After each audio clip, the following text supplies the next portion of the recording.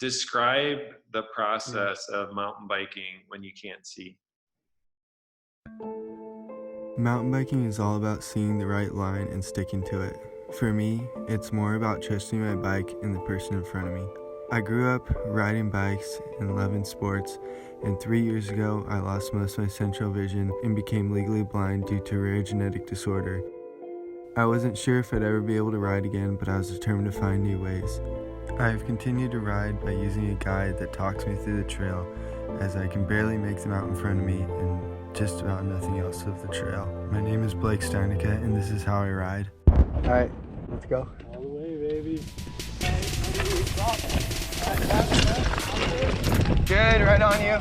Left side, ready, drop. Good. Good. Right side. Drop.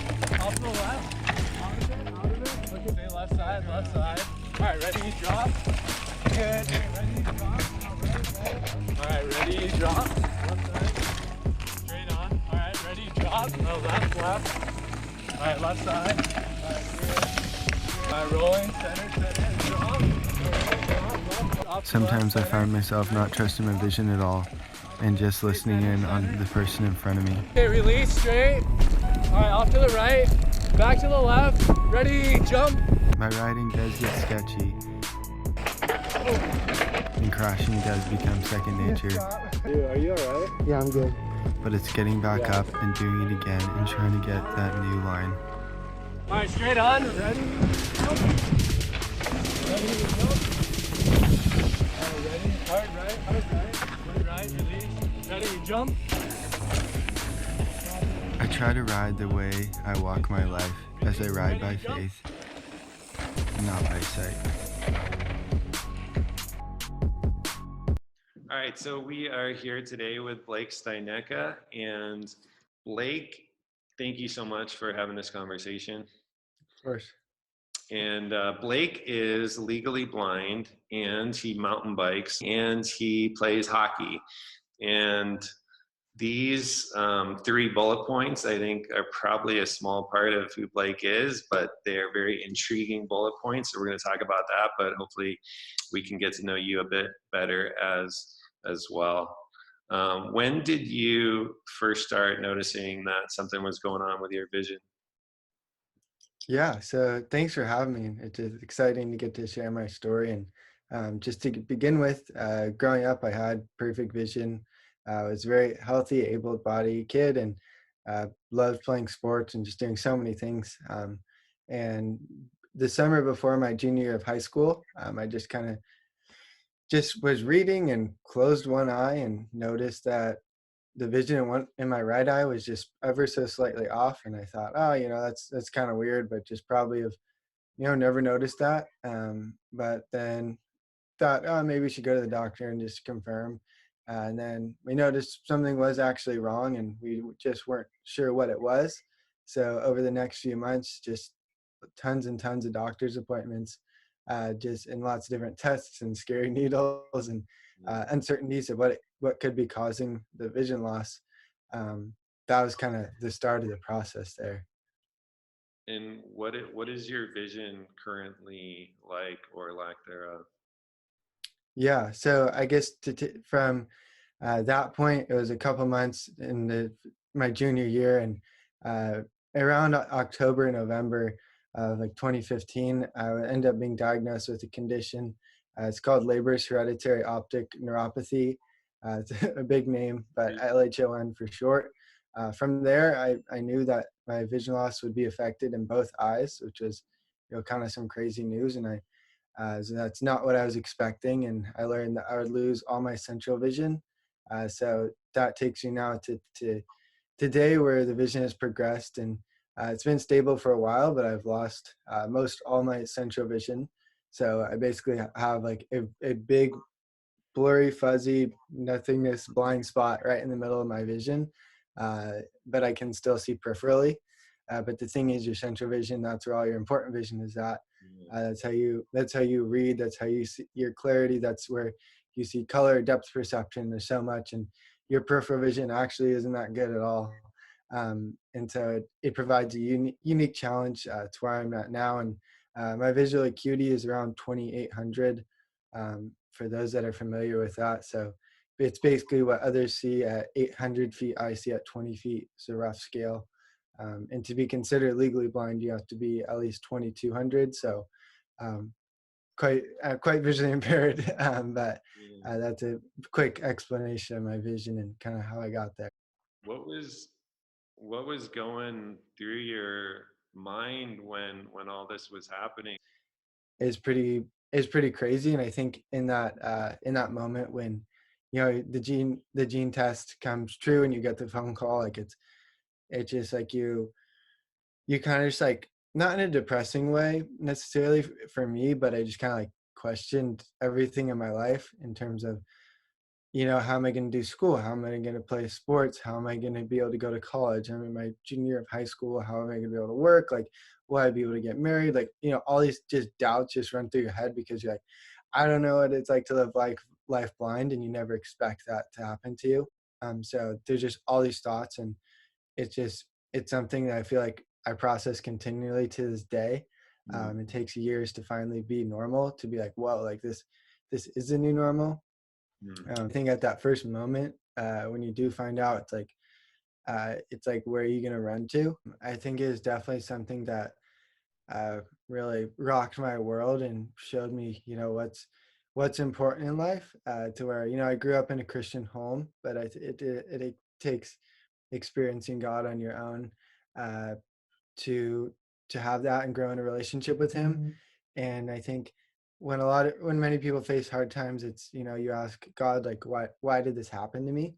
And I think a lot of times that comes off as like the wrong question to be asking. But I think from my perspective, it was more asking it in the right way, to where, like, God, like, why me? And like, what can I do from this? And how can you use me through this?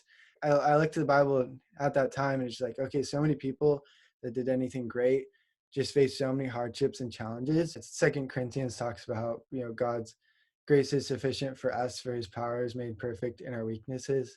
And Paul, who faced so many weaknesses and trials, talks about how he's going to then boast about his weaknesses, for when he's weak then he is strong. I just seeing verses like that, where just being like, what the heck? Like, that's such a crazy thought. But that just, who our God is. And just such a encouragement that I found in Romans. It talks about how trials will produce perseverance, um, and perseverance character, and character hope.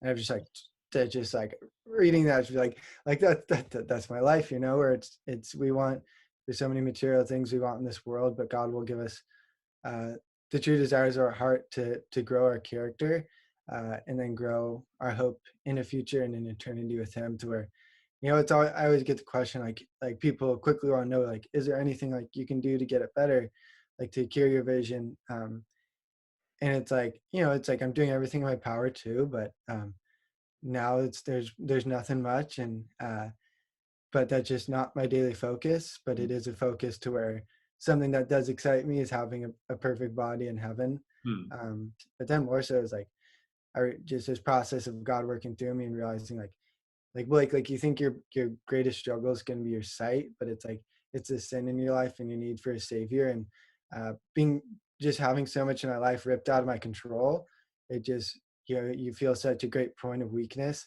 to where it's like, you realize how much you do need a savior and how much you do need something. And just so grateful for an environment around me that, showed me to run to that. Yeah. Where, how do you feel like um, this experience would have been if you didn't have God? Oh, geez. Yeah, it's an interesting thing to think about. And honestly, I couldn't imagine, and I don't want to even think of Mm. the areas I would have ran to. Um, and I just could not have been able to accomplish so many of the things that I've done, because some of these cool things I can talk about is like, what I've put in on my end is like, is doubt, fear, frustration, and God has continued to be that encouragement, and to be that, just open opportunities and show me what He can do through my weakness. But I feel like I would have just lived in my weakness, and just fulfilled a lot of those doubts that I would have had. um, rather than realizing that I can do so much more when God's on my side. Yeah. Was there a time that you stopped mountain biking and thought, that part of my life is in the past, and then you came back to it, or did you just keep doing it through the whole time? Yeah. So I guess what's kind of unique about my story is so many things that I uh, used to do, I kind of kept doing, and just did even more in ways. But I think right at the beginning, you're like, okay, like mountain biking, that's done. Like hockey, that's done. But and then as my vision loss very slowly progressed, I would still go out and ride on my own. And one day I'm just going and riding, and I've ridden this trail so many times, and there's a big rock in the way where there should have been no rocks, and hit it, went over the bars, and got a concussion. And Oh, wow. it was a very, very scary moment, and just kind of makes you think like, whoa, okay, like I can't ride how I used to anymore, and things have to change. And so I was like starting to get creative and be like, that was like a very emotional moment, and it started a slow change of being like, all right, I got to ride with someone in front of me and figure out how the heck are they going to guide me down these trails. And slowly, more and more in my mind, be like, oh, I can continue to do the trails I used to. Describe the Yeah. process of mountain biking when you can't see. Yeah, so it's I guess the key word is that it's such a process, to where just start out just figure like, okay, someone just to have someone ride in front of me and stay as close as they can, because I can kind of just make out their shape in front of me, like to no detail, and so that I can see them to follow long enough because I can't see any detail or anything of the trail below me, and so do my best to follow that person, listening to the sounds of their bike as well. And then they'll try to call out, like left turn, right turn, drop, jump, like ready, jump, ready, drop. Any of these like key terms to be super helpful. Sometimes when it gets really technical and trails that you don't even want to hike on, it takes stopping at a section and then talking through it, and then trying to do it and trying to stay on the bike, because it's definitely a process that has taken literal blood, sweat, and tears to do, but it's most of it is just doing it over and over until I'm able to get it again, and getting good at crashing. But it's just talking a lot with the person in front of me. Left. Lean back. Drop. Right. There it goes. Are you like fearful in these moments? Is there adrenaline? Is it joyful? Is it the same feelings you used to feel when you're mountain bike? How is it when you're facing some of these things now? Yeah, that's a good question. I think to begin with, like if you are into mountain biking and pushing your limits and wanting to ride downhill as fast as you can down the most technical things, like you just got to be crazy to begin with. So I think the way I put it to people sometimes is that it just makes it more exciting, to where like me going slower down the same trail is way crazier, like way more of a rush, way more gets my heart rate up doing certain things. So it is, I feel like it's definitely more intense, especially when there's so many times like I might feel like, oh, like I'm going well, like this is going good, like I'm going fast, this is fun. And then just barely get off the trail a tiny bit, hit a root, and just go down hard. And Oh, it's man. like, so it's like there's that unexpected that's always there. But just like the feeling of doing a trail that I did before that I thought I'd never be able to do, and nobody ever expected me to, like to be able to do that again with friends, like is very satisfying to like overcome that. But it's just an amazing accomplishment to do that, and prove people wrong and show it's possible. That's so cool. Do you recommend that other mountain bikers just wear a blindfold and try what you're doing? I think I think it'd be a great practice to focus on, to really focus on like your bike control, but I don't know if I'd encourage it. But I think there's many things I've learned that could apply to many mountain bikers. Yeah. That's cool. Yeah. How about hockey? Yeah, hockey. Yeah, man. So I guess long story short, hockey's just been a really big part of my life for a long time, and That was just like, my favorite team sport, and something where it's like, okay, yeah, like I'm not gonna keep playing hockey. Like that sounds like a terrible, not safe idea. And then I heard about blind hockey, which is just hockey for people who are blind or visually impaired, and I was just like, what? Like, okay, like that's interesting, but I don't know if I'd want to play some like adaptive sport or for disabled people. Like that's just not me. And just sharing what I thought before, and went to an event and tried it out and just fell in love, and was just so blown away how I felt like I was playing the same game just with the adjustments that I needed, to where like the puck is like a lot bigger and thicker, and it's metal inside with ball bearings, so it rattles a lot. Very cool. So it's easier to see because it's bigger and it moves slower when it's closer, and then you're able to hear it because it's making noise as it bangs around. Um, and then the other adjustments are that the goalies have to be completely blind, and the net is a foot shorter, but they do a fantastic job just tracking the puck very well. And the other big difference is that once you get the puck on sides, that you have to make one clean pass, the ref will blow this whistle, and then you can take a shot. And then other than that, it looks extremely similar to regular ice hockey. You'd just be like, yo, why are those people playing with this big noisy puck? And it's amazing to see a variety of vision levels, from people with lower vision that tend to play defense, people with higher vision tend to play offense, but you do have to be legally blind to play.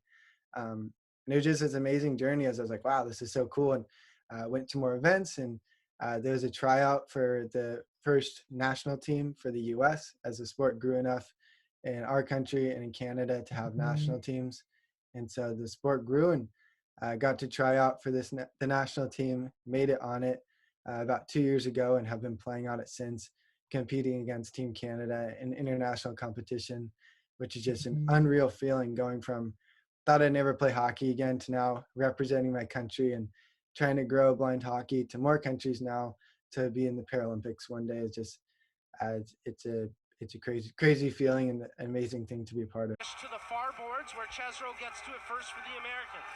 He's got room to skate. He's got Steinecke coming up the left wing. Steinecke receives the pass, shot right on, and he scores! A bar down beauty from Blake Steinecke, and Team USA take a 1-0 lead. That's so amazing. What are you up to right now? Are you in college? What are your plans for the future?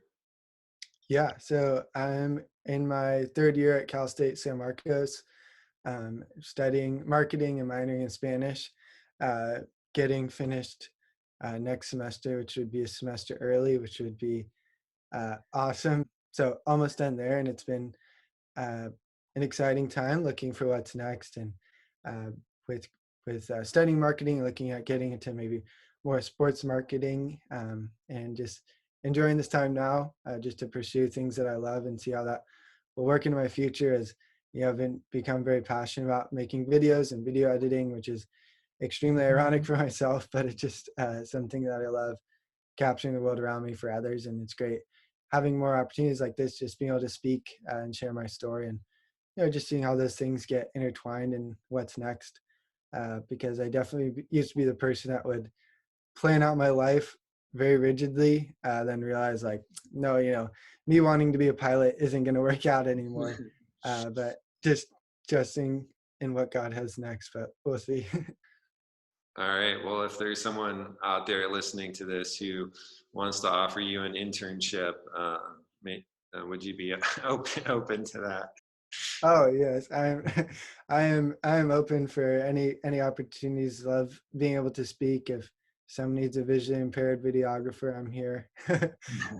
But I love connecting with people and talking with people, and any chance to share my story or help anybody out, I'm there. Yeah. There's a lot of people in the world right now that are fearful, full of anxiety, or are going through really difficult things. Do you have a message for them? Yeah, definitely. I think it's definitely interesting looking around the world and so just people around me, and it's just this crazy time where it's like there's a big health scare going on, and people are like, it's hard when stuff's out of our control, and we can't go see each other and go do the things we want to do. And then like I look at that and I talk to my, hockey teammates, and it just like it's like, dude, like that's my life. Just in a funny way, but it's like that's uh it's we have this illusion of control in our lives that um we have it all together, that we can do all these things that we want, and then we realize that we aren't in control over all these things. And just realizing how much in life can be taken away, and how we can be so broken down on like on our earthly bodies, but it's like that doesn't really matter. And it's about how all broken we are on the inside, and how much we desperately need a savior. Through Jesus dying on the cross, like we're saved. And it's just like there's so many people around where I just want them to be able to experience God's grace and all this, and his the peace that he can provide. Hopefully it can show people to pause and think, what is happening in the world, and where should I be putting my hope? But that's a big mix of thoughts I've been having on this. That's perfect. Is there anything that we can pray for you for? Yeah, I really appreciate that. I feel like there's just always that I pause as it's just like processing how to share it. But I guess so many times we want to like pray to it's like our thought is just, oh, pray for my vision to get better. But that's like, I feel like that's like God's plan for my life. And it's like just a continual prayer for how can I best use the skills that I do have to impact him, and just guidance for how to do that. Um, just to best use these skills that I do have to be guided in my future, and it just to continue to have the strength to have that perspective of how God can use my weaknesses, because it's so hard, and to battle with that. But that's what I'd have to say. Wow. All right. Well, thank you so much again, Blake, for taking this time. I know a lot of people will be inspired by your words and your attitude, and I am inspired by them. And we were going to have you out to the church, and we had to postpone that because of what's going on. But I'm looking forward to when you can come out in person to our church as well, and be able to meet with our LMU students, and I know you'll have an impact on them. So hopefully we can reschedule that in the near future. Absolutely. I can't wait. Well, thank you again so much. I really appreciate it. Absolutely.